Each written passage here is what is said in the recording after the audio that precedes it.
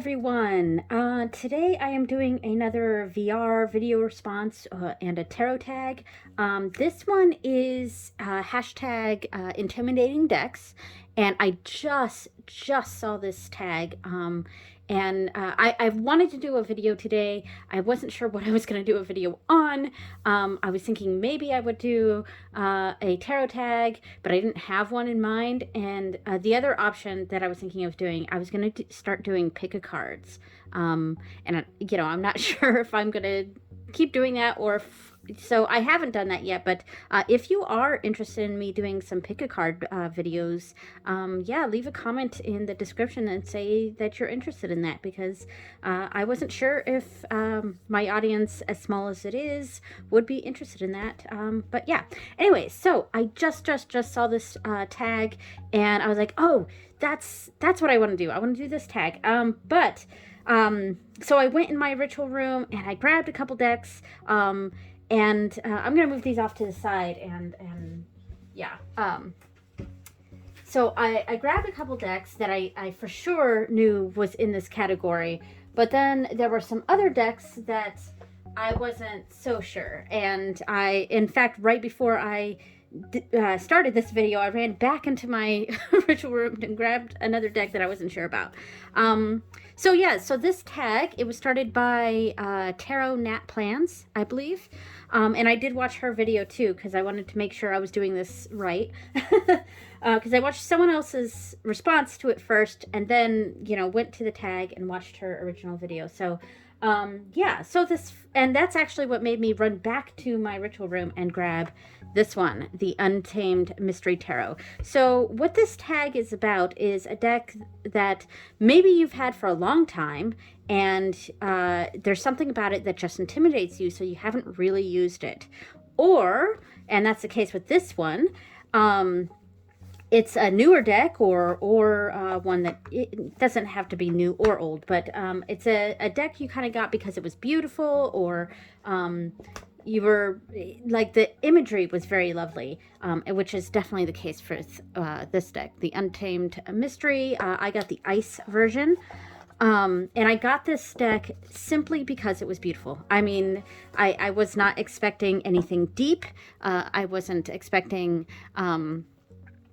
I honestly, I was not expecting anything deep with this deck. I just got it because it was pretty, it's shiny, it's sparkly, the colors are just amazing, and that's I just wanted a luxurious deck, and I didn't think this would be intimidating. In fact, this is actually more of an honorable mention, I guess, in this tarot tag, because it's not that I find it intimidating.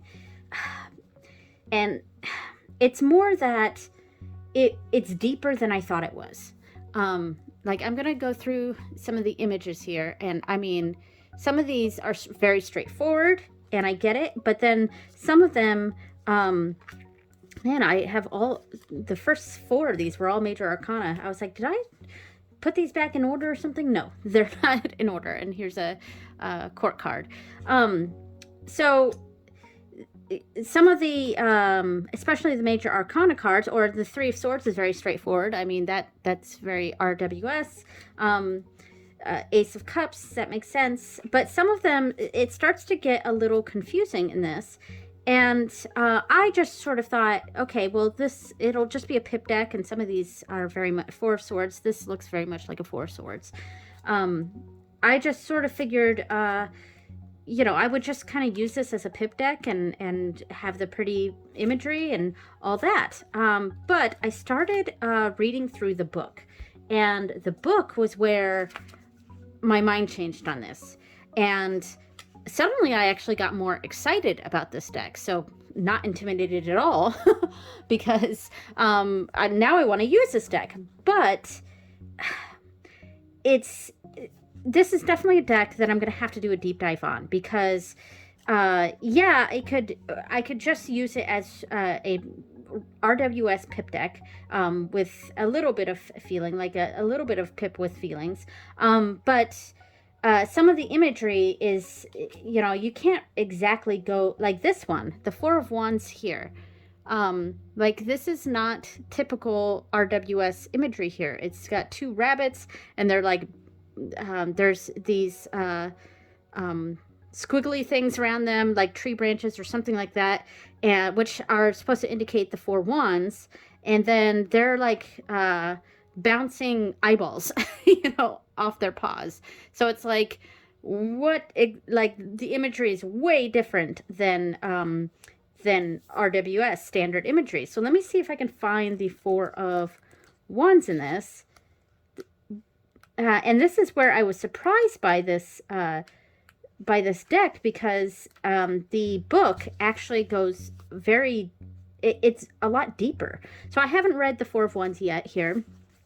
After choosing a path in the Three of Wands and following in its passion further, and that's what this, like, it tells a story through the suits. So you kind of have to do this deep dive to understand the progression here. Its passion further into the realm of fire, the white rabbit encounters another rabbit on their own adventure through the suit. It is intentionally unclear which rabbit in our guide from the previous cards of this suit. For this moment, both rabbits are our guide. The two rabbits play together, leaping victoriously and with determination to claw at a pair of watchful eyes. Both rabbits seem to be blissfully unaware that these eyes are obstacles, the observations of others in the outside world, which seek to prevent forward movement. Their innocence and experience with the world is their greatest weapon of self-defense. The fur of both rabbits appears to have new patches and bands of color, an indication that perhaps both are instinctively evolving to become camouflaged in the Forest of Wands to allow for a stealthy exploration. In readings, the Four of Wands indicates teamwork, exercise, games, learning from play, and risk-taking without overthinking or over-assessment. Fun for the sake of fun, enjoyment of one's surroundings. Upright, levity, teamwork, play, reversed, fights, broken friendships, and selfishness. Now, I think of the Four of Wands as kind of being that celebration card, which, does sort of match what it's saying here. But I'm not really getting celebration, or, I often think of it as like the weddings card, or the home, household, because it's in the RWS imagery, it's four wands with garlands around them, kind of imitating a structure or a home structure. So that's why I kind of think of it as the wedding card, or general celebrations, and having to do with home and security, if that makes sense. And this one taps more into the play and fun and having fun and general enjoyment, and especially with those around you, teamwork, or exercise. I mean, I can see exercise with this. So my point is that this deck is deeper than I thought, and because of that, now I'm a little bit, like, I'm more excited. So in a way, less intimidated, but also more intimidated, if that makes sense.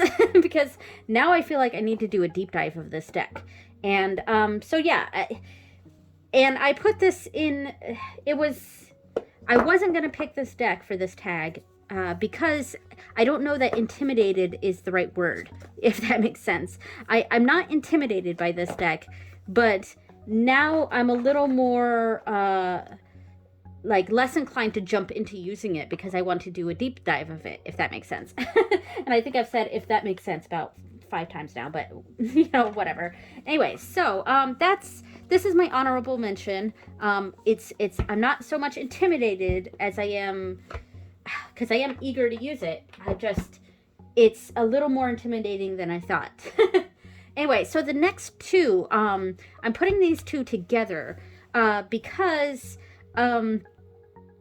these two decks, I'm going to have to do a deep dive. And I have had these decks for a very long time, and I've used these decks.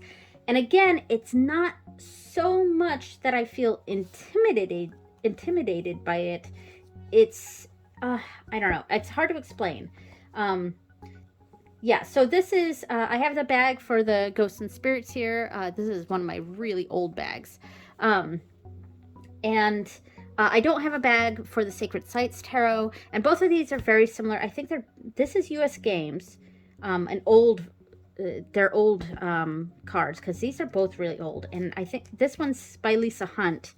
Um, let's see, copyright 2012. And I think I got this right after it came out. So that's Ghosts and Spirits. Sacred Sites is Lo Scarabeo. I'm going to pull these out. Yes, Sacred Sites. Let me see the year on this one. It does not list the year. Maybe it's on the back. 2012. So both of these came out in 2012. This is no longer a print. I have no idea about Ghosts and Spirits.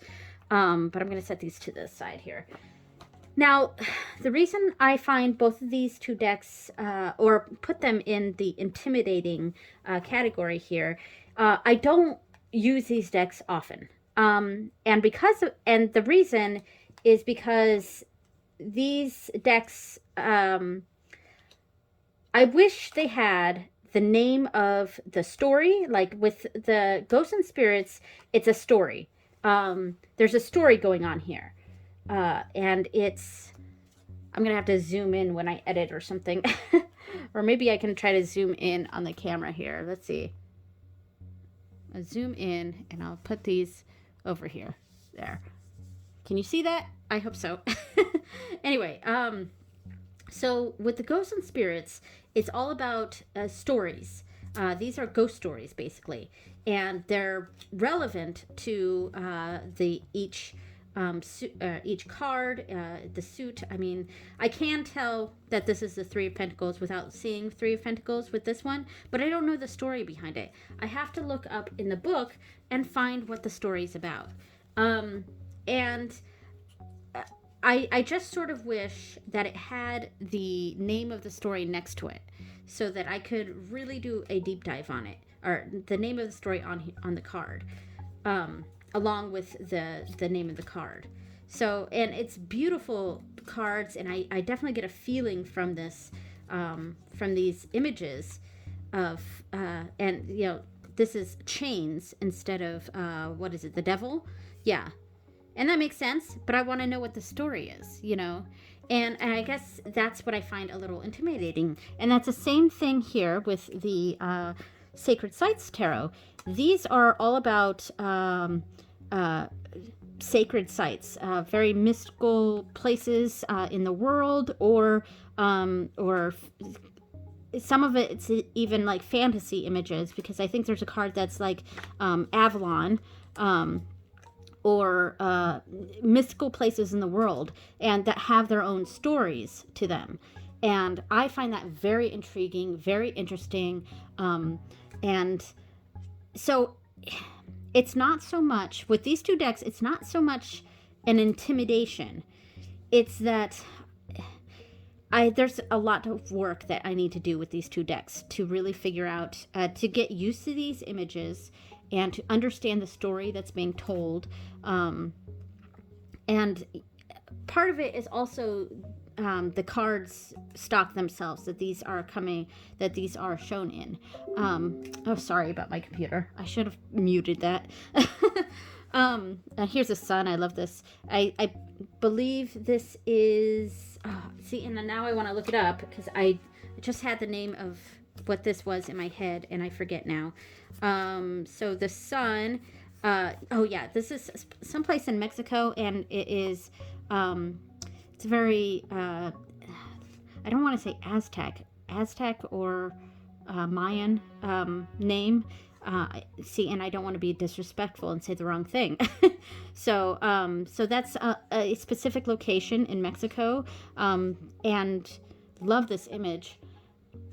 It really fits with the sun. So a lot of these really fit. You can see how it fits with the suit, with the card itself, but I don't know what the story is. And I guess that's what I find intimidating, is I got to do a very serious deep dive with these.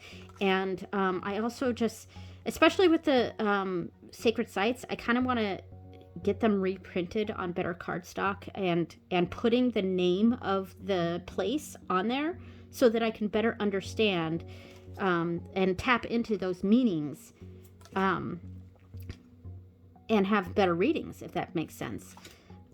But yeah, so these two decks I would find, I do find kind of intimidating because of the amount of work that I'm going to have to do to get into these. So there we go. So love both of these decks, and the whole point of this tag, these are not decks that you want to get rid of because you find it intimidating. You do want to keep them, and that is true for me. I absolutely want to keep all of these decks. There's nothing, not that I would give away decks anyway. I just don't do that. I don't do deck purging or anything like that. I know myself, and I know I'm just never going to do that. So gosh, that's because this is the wrong. I was like, why is this not going into this box? But that's because that's the Sacred Sites box. Okay, so the next three decks are the three that are the ones that I totally grabbed. And let me zoom out a bit here. I zoomed in for the last ones, but I forgot to zoom back out. But anyway, so the next ones are the ones that these were the ones that I grabbed right away when I heard the tag, intimidating decks. And all three of these are new to me. I'm going to start with this one. This is the bag that it came in. I will probably make a new bag for this one. I will, I'll probably keep the same bag, but put like an embroidery or something on this side. And this will just be the back of it. And then I'll get a better string to go through. So anyway, I'm just talking out loud about what I might do with this bag. Anyway, so this deck is the Pagan Otherworlds, and I pulled the extra cards out. Here we go. Now, I find this deck intimidating. It's pretty new to me. I've had this, I haven't even cut the seal on it. Maybe that'll be my first step in making it less intimidating, cutting the seal. But, I just open it from the bottom. So I find this deck intimidating because it's a very deep deck. I find it very deep, and it definitely feels very spiritual, and I want to use it. So I want to use this deck. I want to use it for spiritual things, I think, but I guess I find this intimidating. I haven't done a real reading with this deck yet. It's not in order or anything. I don't think I can keep my decks in order because I just like to shuffle them. I don't find that intimidating. I don't know. God, I love the imagery of this, and it does give me a very ancient feeling, and I have an idea of using this deck for kind of maybe ancient ancestry type of reading, like using it for ancestor work, but like ancient ancestor work, if that makes sense. And I do like this. I love this, in fact.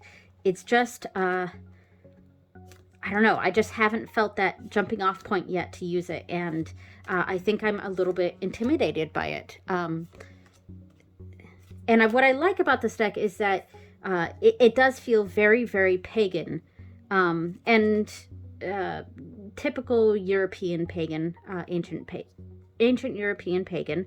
So, it does absolutely tap into those feelings for me. It's just, maybe I just haven't found a need to use, to have readings about that subject. Not that I need to use this for that specific subject. My decks don't need to be used for just one purpose.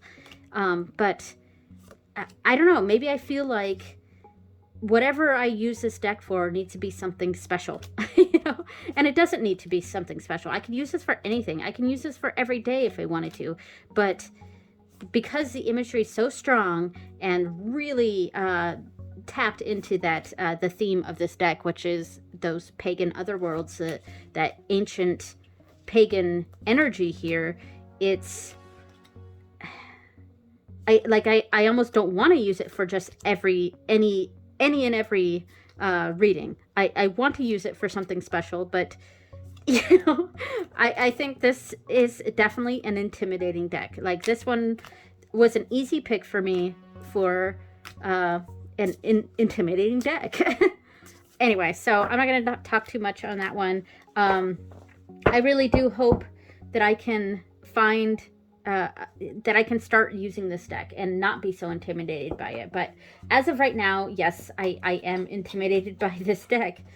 All right, I'm just going to try to... I'm not going to try to put it back in its bag right now, but...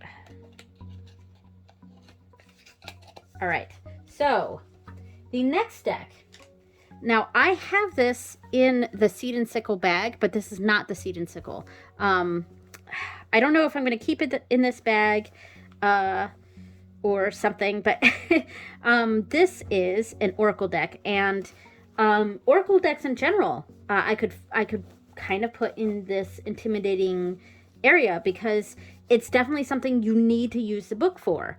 That tends to be the case with all Oracle decks. You kind of need to use the book unless all the information's already on the card. And so in a sense, pretty much all of my Oracle decks, I could say, are intimidating. But this is the only one I haven't really used yet. And I am going to zoom in a bit on this because this is a small deck. Okay.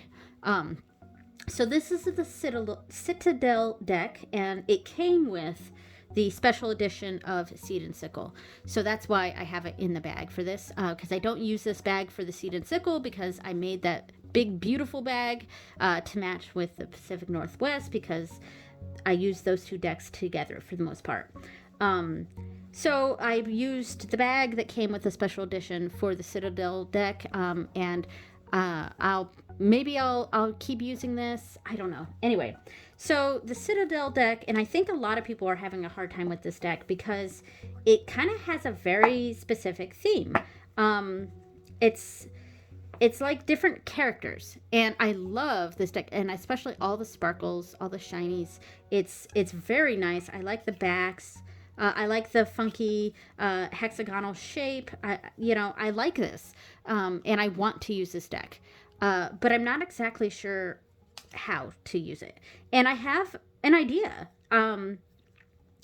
It's another one of those, just like the Pagan Otherworlds, I feel like I want to use this for like ancestor work and kind of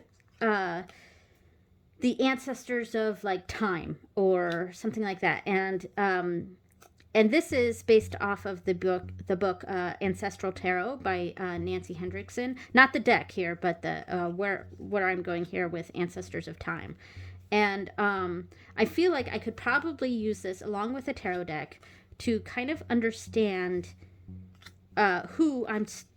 which ancient ancestors I'm talking to, if that makes sense.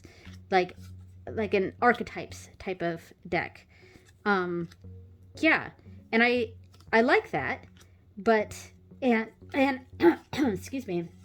In that sense, I don't know that I find it intimidating because I have an idea of how I want to use this deck. I want to use it for ancestor work. Look at this card. Wow. But yeah, I don't know. There's something intimidating about getting started with this, and I just haven't used this yet. So, and I'm hoping that doing this tag will kind of get me out of that realm of intimidation and push me toward doing some of these. So, yeah. So, I am working my way through Ancestral Tarot by Nancy Hendrickson. And so I'm doing the spreads in order in her book right now, and I'm going to keep doing that. So I'm not going to add in new decks, and there's a specific deck that I use for all of my Ancestor Tarot readings right now, and that is the Relative Tarot. That's what I use for that. Now, I don't use that deck how it's intended so much because it's intended to be used in a very numerological sense, and I kind of ignore that. I'm just using the imagery and the cards themselves for my ancestor readings right now. But once I finish going through Ancestral Tarot, I think I'm going to venture out, and I'm going to start using other decks and combining decks. There might be a spread in that book that uses more than one deck, and in which case I might use something like this or the Pagan Otherworlds. So yeah, I have an idea for this deck, but it just hasn't come to pass yet, and so I'm intimidated and I'm not. And I think that's a case for a lot of these decks that I'm picking for this. Because I have an idea of how I want to use this deck, getting started is just not happening yet with it. All right, so my final deck. Yes, I'm on my final deck. Let me move some of these out of the way here. And this one was definitely is. This one is definitely the most intimidated deck that I'm intimidated by this, and this is the bag I made for it, and this is maybe part of the intimidation is that I need to adjust this bag because I made it way too big for this deck, so I need to size this down. I love the embroidery I did on this, very, very nice, and I think I'm going to get bigger ribbons because I don't like these tiny ribbons for this deck. Anyway, so this is the Yonassa Yaus Tarot, and I'm going to zoom in again, I think. All right, yeah, we'll zoom in. So this is the Yonassa Yaus Tarot, and I find this deck intimidating, and this is a new deck for me too. I've only had this deck for like 2 months now. This I find very, very intimidating. This was my primary inspiration card, I think, for this bag. What do you think? I find this intimidating because there's something very, very deep about these cards, about the imagery in this deck. And I got this deck because I absolutely love the imagery. I like that it's in a different language. That doesn't intimidate me at all. So I really do like this a lot. But what I didn't realize until I got this deck was that this is based on Marseille. And it's not a pip deck. It's actually total scenic minors, things like that. But it's the guidebook that you could download that comes with this. Well, it doesn't come with it. You have to buy it separately, but it's like $1. And it's basically the Marseille meetings from Jodorowsky, Alejandro Jodorowsky. So that's where, and I hope I said that correctly. I'm trying to remember how the name was spelled, but yeah. So it like the interpretations of these cards and the imagery of it was very much based on his work. And the Marseille meanings, and I know nothing about Marseille. I don't know how it's different, how different it is from RWS. So I find this intimidating because this is something I have to do a full study on, not just a deep dive, but like a full study on. But what I do like about this is that because the minors are illustrated, I think it might help me remember some of these meanings so that if I do get a straight up pip Marseille deck, it would make more sense to me. I would have an easier time reading it. So that kind of takes away some of the intimidation. And I am excited to eventually get into this, but I feel like this is just going to sit on my shelf for a while because there's a lot of other decks that I want to do deep dives on. And this is going to be more than a deep dive. This is going to be a full study, and I guess that's why I find it kind of intimidating. And I love the imagery in this deck and the artwork and the colors, because this is the 5th edition of the Yonassa Yaus. This is the 5th edition of this, and so it's very green heavy with a little bit of that like lilac color in there, and that's why I went with these colors here, the bright green for inside and the black, and then like this light like lilac color with a little bit of yellow because the yellow is in there as well. So yeah, I think I did a great job matching this deck, but I mean, I gotta adjust that bag. I made it way too big. So yeah, I love this deck, and I want to really get into this, but it's definitely very intimidating. It's the most intimidating deck I have right now. And I've only had this for about 2 months. I have not done any readings with it. I printed out the guidebook for it, and yeah, I love this star card. This is a gorgeous star card. Love it. Anyway, so those are my intimidating decks. I'm going to pause the video real quick and just get them all out here. And yeah. Okay, so my intimidating decks. This is kind of a an honorable mention because it's not so much that I'm intimidated, is that I was surprised by the depth of it, and now I know that I've got to do a bit more of a deep dive into this deck, and that would be the Untamed Mystery Tarot, and I have the Ice edition. This one, these ones are the Sacred Sites and the Ghosts and Spirits Tarot, and these are very story based, and they don't have the names of the stories on the cards, so it can be a little intimidating using those decks. Then Pagan Otherworlds, that one's intimidating for sure. I want to use it for spiritual stuff, but I want to use it for bigger readings, and yeah. And then the Citadel deck, this is that Oracle, and it's very much an archetypes deck, and trying to find ways to use it. And then finally the Yonasi Yaus deck, and this is because it's a totally different, like it's a different system than RWS, which is what I'm used to. So because of that, it is intimidating, and I'm gonna have to do a full deep study on it. So all right, so those are my intimidating decks. Thanks for watching, everyone. Bye.